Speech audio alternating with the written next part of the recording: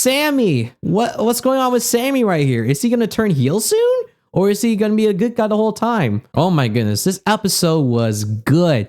Raw has been so good ever since it debuted on Netflix. Comparing to SmackDown, it's just night and day. Raw has been exciting. There's lots of story built around the characters in the show. And as for SmackDown, there's just like nothing really interesting happening. Sure, the recent episode of SmackDown was good. All right. Sure, we see some things, but where is it going? Is it building anything new? Is there anything interesting about it? It's kind of lacking in that department. As for Raw, I just love everything that Raw has to offer, and especially when it's on Netflix. So there's like some new things about Raw that I just love. This episode of Raw has been building around Sami Zayn as the main focus for the show. And I love it because I love Sami Zayn. Sami Zayn, my favorite Canadian of all time. It's just so good. So it's just so good to see him have all the screen time as well as like having such an important story. And it's all leading up to the Royal Rumble as well. This Royal Rumble has been getting so much hype, so much build towards it. I love it. This is the best build for Royal Rumble since like, I don't know, like I don't actually remember when this is the last time Royal Rumble has been this good, but yeah, it has been really good. Very fantastic. Anyways, let's go on with this review video for Raw January 20th, 2025, where I give my thoughts and opinions for each match, for each segment, and see if I like it or not. Before the show starts, Nia ambushed Rhea upon arrival, and yeah, later on we're going to see some foreshadowing for that, so prepare for that. Jey Uso opens the show with a long yeet. As Jey was previewing the Saturday night's main event match, he gets interrupted by Gunther. Gunther was pretty much insulting Jey about everything, calls him a company mascot. All talk, but he does not show any actions that reflect his words. And Jey's like, yeah, sure. You're right, Gunther. I may be a mascot, but all these fans have been behind me, supporting me, and that's why I keep fighting. And Jey wants more respect in his name. Only one of them has main event at WrestleMania, and it ain't Gunther. And Gunther got pissed off about that and starts attacking Jey. But Jey fights back and hits a super kick onto Gunther, and Gunther rolls out of the ring and just leaves with the title. I don't know if this match is going to be great. Gunther makes everything great. I think it's going to be at least good. Jey, hopefully he gets to improve his in-ring work much more for this match. I'm not sure though. Next up is Kofi Kingston versus Rey Mysterio. This is going to be the first time that the New Day will be in any match since their heel turn. JBL was the special guest commentator for this match. He is hilarious. In the backstage segment, New Day was talking to JBL. JBL was praising Big E being the best member of the New Day, and the New Day just kind of got pissed off about it and started insulting JBL. And the funny part is that JBL does not like the New Day right now. He doesn't like them that much to the point where that he wants to root for Rey Mysterio to win the match, even though he hates Rey Mysterio's guts. It's been a running joke from JBL. He hates Rey Mysterio, if you guys didn't know. It's so funny. Throughout the match, he just insults Rey all the time. He talks shit about him. It's...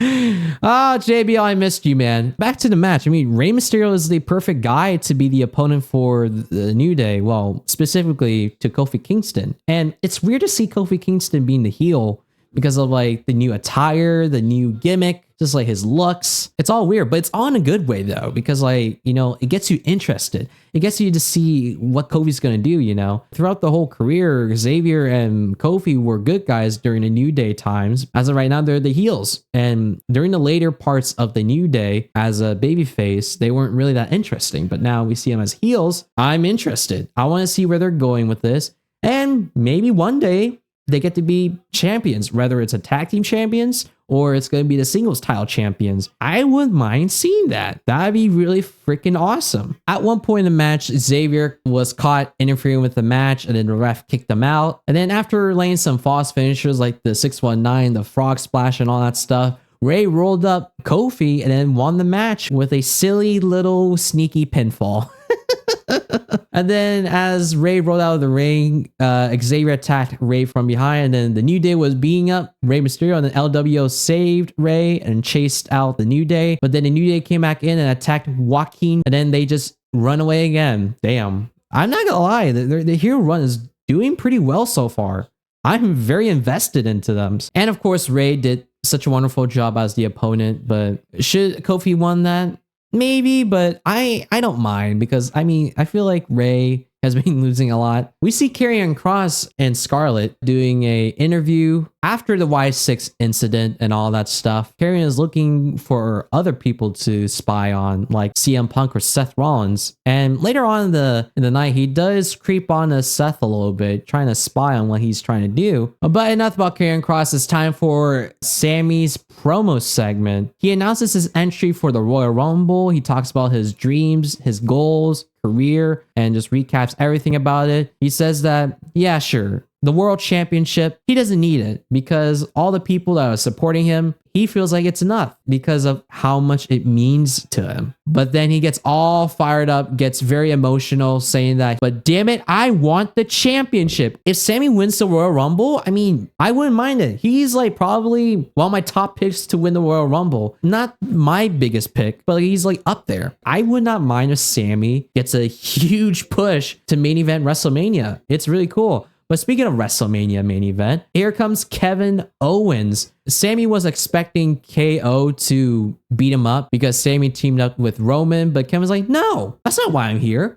What the hell? You're my best friend. Sure, I was confused. Like, I didn't understand why you followed Roman and why you overlooked his actions that he did towards you. But then Kevin realizes that Sami is a good person. He has a great heart. He's forgiving to anyone who's done him wrong. He even forgave Kevin Owens during the time that Kevin betrayed Sami. And then he mentions that they're best friends. They're brothers for life. And because of the fact that Sami is such a good person, Kevin believes that Sami will win the Royal Rumble and will go on to main event WrestleMania. Kevin also wants to main event WrestleMania, and he's going to do it by beating Cody Rhodes at the ladder match. And then he wants to face Sami so that they both can main event together. But that's where the ickiness comes in from Kevin. Yeah, you little icky boy. He pretty much was telling Sami that, like, hey, all that can happen as long as you have my back and I have your back. He, that manipulative son of a bitch.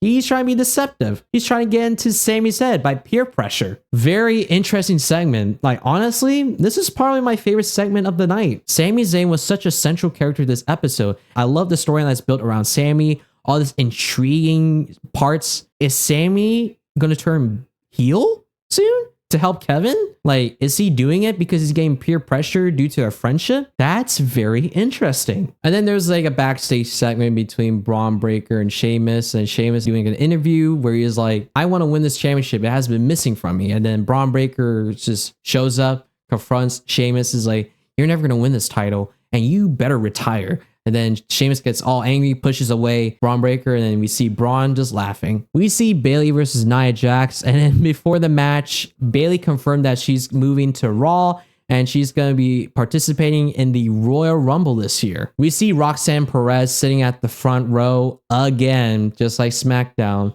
because she has this beef with Bayley on NXT. At one point in the match, Bayley confronted Roxanne. Roxanne tried to sucker punch Bayley, but Bayley blocked it and punched back Roxanne, and security stopped Roxanne from attacking. Throughout this whole match, it wasn't really that good. It was okay. Most of it was boring. Wasn't really interested in this match, despite the fact that there were some cool segments from Bayley pulling out powerful moves like doing a sunset powerbomb onto Nia, not once, but twice. Yeah, Bayley has all these good moves, but like, we've seen this before. We've seen this freaking story before.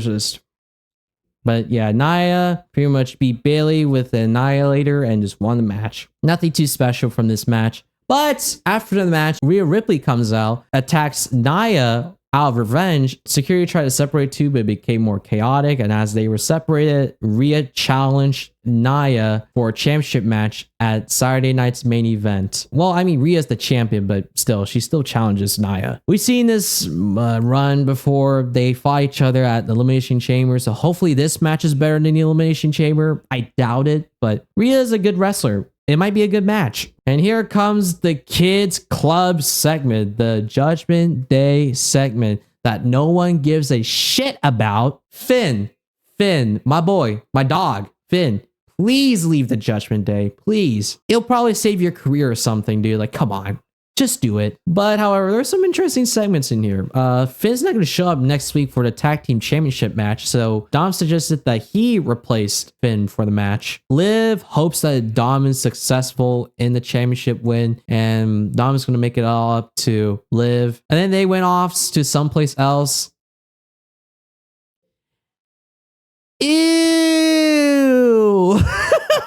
And then later on, we see like a promo from the War Raiders that they're going to bring prestige to the championships that the Judgment Day did not. And they're going to beat the Judgment Day silly. I hope so, because like Judgment Day, when they won the titles, they did absolutely nothing with it. Dog shit champions. Next up, we got Penta versus Pete Dunne. Now, this match, it wasn't as good as the last week's match with Chad Gable. However, it was still a good match.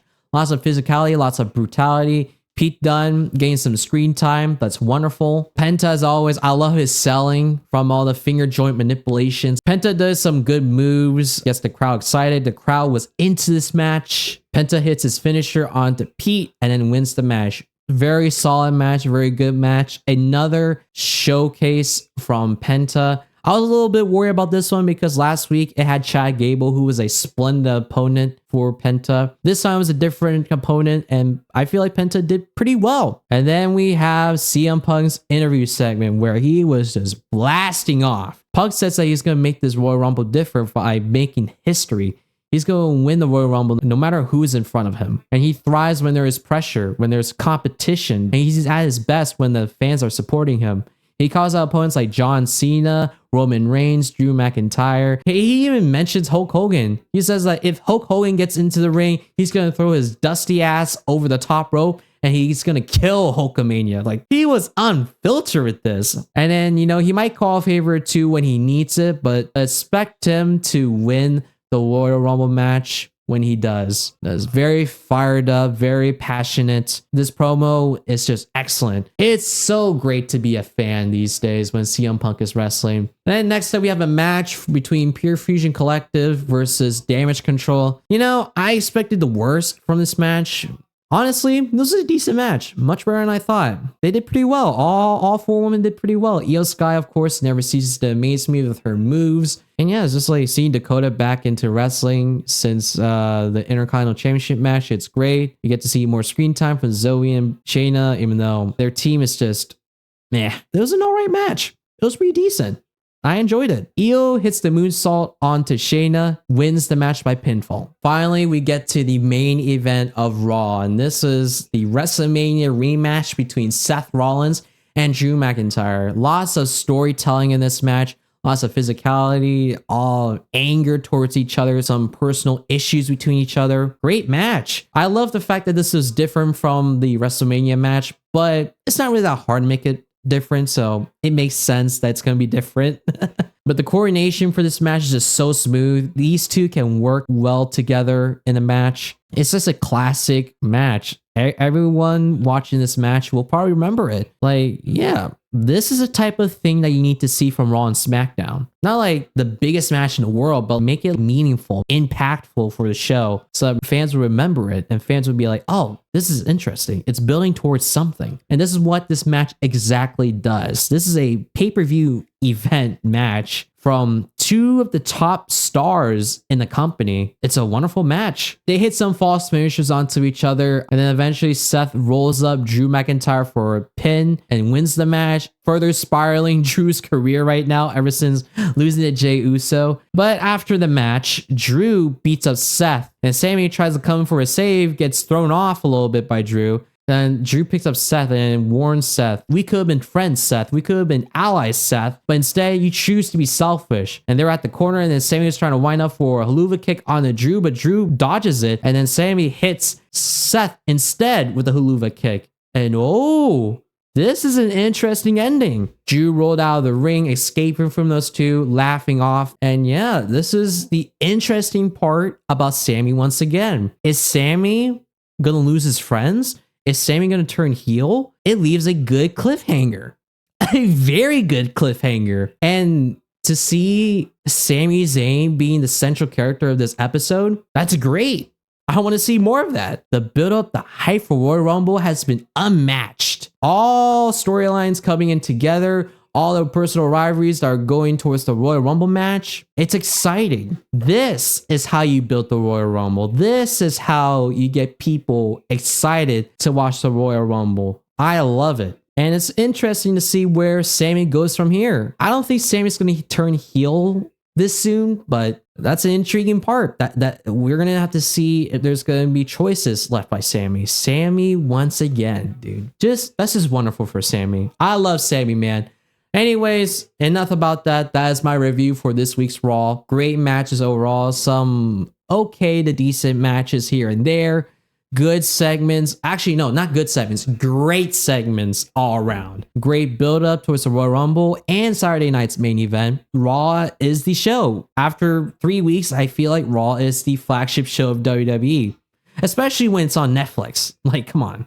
Like, really? Like, you think SmackDown's gonna be the flagship show? SmackDown, please pick up the damn pace already. All right, why is SmackDown holding back? Like, come on, SmackDown, do something good. I want to feel excited. Just do something interesting, do something impactful, right? Anyways, enough about that. That's it for me. If you want to check out this week's SmackDown review coming up, it's going to be talked about on my live stream on Saturday night's main event before the show starts. But before that, I'm also going to be uploading the Saturday night's main event predictions video. So make sure to check that out before checking out my live stream. And then of course, next week, I'm going to do the same thing with the Royal Rumble. So make sure you subscribe so you don't miss out on all these things. And please make sure to comment down below what you thought of this week's Raw. Did you like Raw? What were some things that you like about Raw? What were some things you dislike about Raw? Are we going to be agreeing on the same things? Are we going to be disagreeing? See you guys next time. Bye-bye. Yeah, raw meat. Yeah.